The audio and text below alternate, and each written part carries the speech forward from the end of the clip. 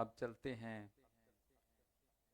علامہ ثناء اللہ ربانی صاحب، جن کا ہلکا پھلکا تعارف میں ساتھ ساتھ کرواتا رہا۔ یہ اس ہستی کے شاگرد رشید ہیں جنہوں نے ایک نہیں، دو نہیں، سینکڑوں نہیں، ہزار سے زیادہ کتابوں کے جو مصنف ہیں۔ یقین کریں، میں فرقہ واریت پہ بالکل یقین نہیں رکھتا، اتنا احترام میں کرتا ہوں علامہ ڈاکٹر طاہر القادری صاحب کا۔ ہم نے زندگی میں اتنی کتابیں کھول کر نہیں دیکھی ہوتی، اور بہت بڑے بڑے علماء موجود ہیں، کسی نے ایک کتاب لکھی، کسی نے 2، کسی نے 4، کسی نے 10۔ تو میں سمجھتا ہوں کہ یہ ہمارے ملک کا اتنا بڑا عالم، اتنا بڑا سرمایہ کہ جنہوں نے 1000 سے زائد کتابیں لکھ رکھی ہیں، یہ ان کے شاگرد ہیں۔ تو میں تو اس نسبت سے بھی، جب بھی علامہ صاحب سے ملاقات ہوتی ہے، اس میں جو احترام ہوتا ہے، جو عقیدت ہوتی ہے، جو محبت ہوتی ہے، وہ ڈاکٹر طاہر القادری صاحب کی محبت بھی اس میں شامل ہوتی ہے، اس لیے کہ یہ ان کے شاگرد خاص ہیں۔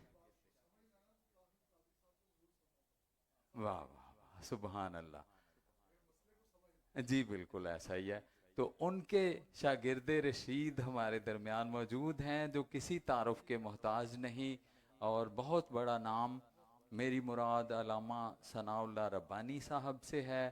یہ بڑی محبت فرماتے ہیں، اور آج کا موضوع کائنات کا سب سے بڑا دربار، دربار رسالت مآب کے آداب، جناب علامہ ثناء اللہ ربانی صاحب۔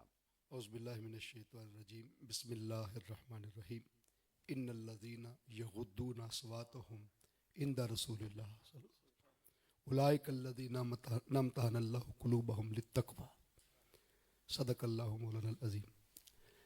چونکہ آج میری پہلی حاضری ہے، سب سے پہلے میں اس خوبصورت رمضان ٹرانسمیشن کے انعقاد پر حبیبی ٹریول سمڑیال کو، محترم محمد شہزاد انجم صاحب کو، کلک اسٹوڈیو سیال، اور پیٹ کے سیب گر گئے تھے اور آنکھوں کی پیاس اور بھوک مٹانے کے لیے وہ حسن یوسف کی طرف مگن ہو گئے تھے۔ بس شیخین کی وہ بھوک تھی، اس بھوک کو مٹانے کے لیے بارگاہ مصطفیٰ میں آیا کرتے تھے صلی اللہ علیہ وسلم۔ اور مفتی صاحب نے امام مالک بن انس کا ذکر کیا، فقہ کے امام ہیں جی، صوفیانہ طرز عمل ایک اور ہے، لیکن تفقہ فی الدین رکھنے والے۔ انہوں نے حضور کی بارگاہ کا ادب کیا کیا کہ 13 برس تک مدینہ کی گلیوں میں، وہ مدینہ پاک کی گلیوں کے درمیان میں چلے ہی نہیں،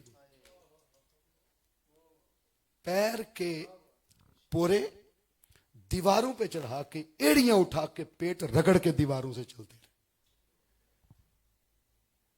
اور جب غسال نے غسل دیا، انہوں نے آخری غسل دیا، تو آپ سن کے حیران ہوں گے کہ وہ دوڑ کے باہر آ گیا، کہنے لگا مالک بن انس کو بیماری کیا تھی؟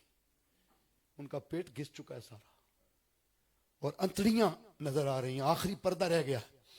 بتانے والوں نے بتایا انہیں جسم کی بیماری نہیں تھی، ادب و عشق کی بیماری تھی، اور یہ حضور کی بارگاہ میں گلیوں کے درمیان نہیں چلتے تھے کہ کہیں میرا قدم وہاں نہ لگ جائے جہاں مصطفیٰ کے نالین لگتے تھے۔ سبحان اللہ۔ بارگاہ مصطفیٰ میں چلنے کے آداب سیکھنے ہیں تو عاشقوں سے سیکھو، محبین سے سیکھو، در مصطفیٰ پہ حاضر ہونے والوں سے پوچھو کہ شیخ جامی کیسے آتے ہیں اور حضور کی بارگاہ کا ادب کرتے ہیں، صحابہ اکرام کیسے آتے ہیں اور حضور صلی اللہ علیہ وسلم کی بارگاہ کا ادب بجا لاتے ہیں۔ یہاں تک کہ اسی سورۃ الحجرات کی پہلی آیت میں فرمایا یا ایھا الذین آمنوا لا تقدموا بین یدی اللہ ورسول، اے ایمان والو اللہ اور اس کے رسول سے پہل نہ کرو۔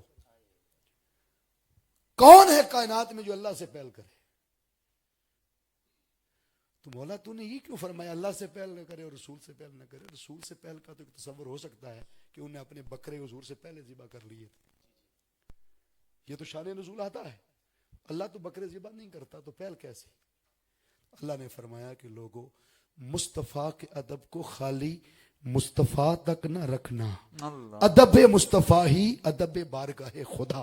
सुभान अल्लाह। इसलिए हुजूर की बारगाह का अदब जिसको नसीब हुआ उससे समझ लें कि खुदा की बारगाह का अदब नसीब हुआ। ये जज़ाकल्लाह। वजह थी कि सहाबा इकराम रिज़वान अलैहिम अजमाइन नमाज के अंदर भी दाएं और बाएं झुक झुक के हुजूर का मुखड़ा देखा करते थे। सुभान और एक दिन हुजूर ने सलाम फेर के कहा, मेरे पीछे क्या करते रहते हो? अल्लाह। सहाबा हंस पड़े, मुस्कुराए और हंस के जवाब हो गया, आगे से कुछ बात नहीं कही। हुजूर ने फरमाया जैसे मैं आगे देखता हूँ वैसे पीछे भी नहीं। अल्लाह। और आखिरी बात अर्ज करके, जब गज़वा बदर हुआ, चूंकि वो भी माह रमजान मुबारक में मार का हक बातिल बपा हुआ और ये पहला गज़वा था इस्लाम का बाकायदा, और सबब से माह रमजान भी 2 सने हिजरी को नाजिल हुआ और माह रमजान मुबारक के पहले ही रोजे थे। गज़वा बदर आ गया, सहाबा किराम रिज़वान अलैहिम जंग के लिए निकले। ना तलवारें थी लड़ने के लिए, ना घोड़े थे, साजो सामान नहीं था। 2 घोड़े, कुछ तलवारें, तीर कमान भी पूरे नहीं थे। सहाबा ने अर्ज किया, या रसूलुल्लाह सल्लल्लाहु अलैहि वसल्लम, जंग लड़नी है, हक व बातिल के फैसले का दिन है, यौमुल फुरकान। अबू जाल ने कहा था, अल्लाह ने फरमाया हाँ तुझे बताते हैं कि यौमुल फुरकान, ये फर्क का दिन किसके हक में जाता है। तो जब ये बात हुई तो हुजूर ने फरमाया कोई बात नहीं, आज का गज़वा तलवारों से नहीं लड़ा जाएगा, किरदार से लड़ा जाएगा। सुभान अल्लाह। नबी का इश्क, नबी का अदब, नबी की मोहब्बत तुम्हारे सीने में है। आज खजूर की टहनियां तोड़ लो, वो भी तलवार का काम नहीं। हुजूर ने इल्तिजा की, मौला आज मदद भेज। ये चंद लोग अगर तेरा नाम लेने वाले ना बचे तो फिर जमाने में कौन तेरा नाम लेने वाले बचे। अल्लाह रब्बुल इज्जत ने महबूब की खातिर 1000 फरिश्ते, फिर 2000 और फिर 2000 पेंडिंग रखे। मुमकिन है महबूब लब हिला दे तो भेजने पड़े, तुम असला पहन के खड़े रहो ताकि यार की खातिर में तुम्हें पहले तैयार रखो। ये वही फरिश्ते थे जो कहते थे मौला ये फसाद करेगा, खून रेजी करेगा, इसे खिलाफत का ताज ना दे। रब ने फरमाया तस्बीहां छोड़ दो, क्योंकि यार की बारगाह का अदब ये है कि तुम आज तस्बीहां लेके ना जाना, तलवारें लेके जाना। महबूब को ये पसंद है। जंग लड़ी गई, जंग जीती गई, वो आए थे मदद करने। आज हम जिस मकसद के लिए जमा हुए, मकसद पूरा हो गया तो कौन बैठता है यहाँ, चले जाते हैं। फरिश्तों ने सोचा कि मकसद तो पूरा हो गया, जंग जीती गई, हम वापस चलते हैं।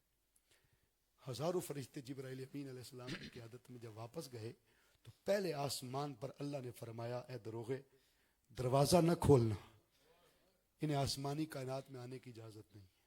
फरिश्ते अर्ज करने लगा, मौला जिस मकसद के लिए तूने भेजा था वो मकसद पूरा हो गया, जंग जीती गई, हम वापस आ गए, इजाजत क्यों नहीं है।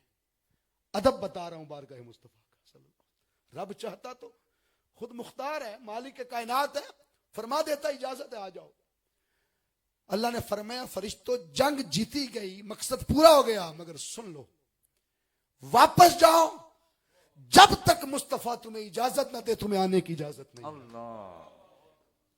तो पता चला कि अगर फरिश्तों जैसी नेक साले बरगुजीदा हस्तियों को आसमानों में दाखिले की इजाजत नहीं है तो नबी के बगैर किसी को जन्नत में दाखिले की इजाजत मिल जाए, नबी के घराने के बगैर किसी को इजाजत मिल जाए, ये कैसे मुमकिन है।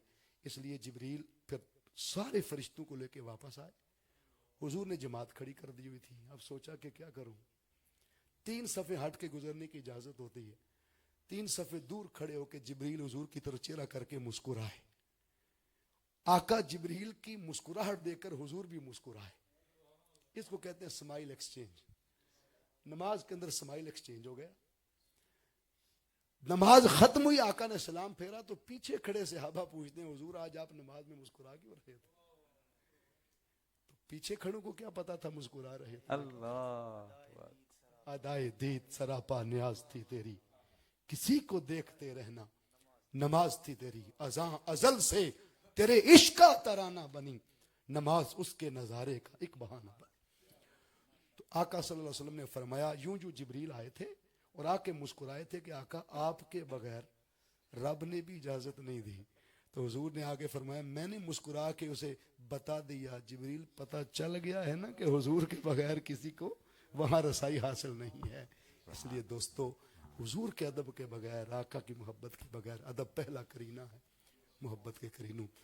मोहब्बत मिल नहीं सकती जब तक अदब पहले ना हो। आका ने फरमाया अद्दिबु औलादकुम, अपनी औलादों को आदाब सिखाओ। बारगाह मुस्तफ़ा के आदाब ये हैं कि मेरी मोहब्बत, मेरी अहले बैत की मोहब्बत और कुरान, इनको पढ़ना सिखाओ। अल्लाह तबारक व तआला आका सल्लल्लाहु अलैहि वसल्लम का अदब सारी कायनात को नसीब फरमाए और उस बारगाह की हाजिरी देने के काबिल बनाए। मेरे पास कुछ भी न था रोज़े महशर, नबी का वसीला ही काम आ गया है। मज़ा तब है महशर में, सरकार कह दे वो देखो हमारा गुलाम। सारे दीगर बहुत शुक्रिया। वमा अलैहि। सुभान अल्लाह, माशाअल्लाह। ये थे मोहतरम अल्लामा सनाउल्लाह रब्बानी साहब।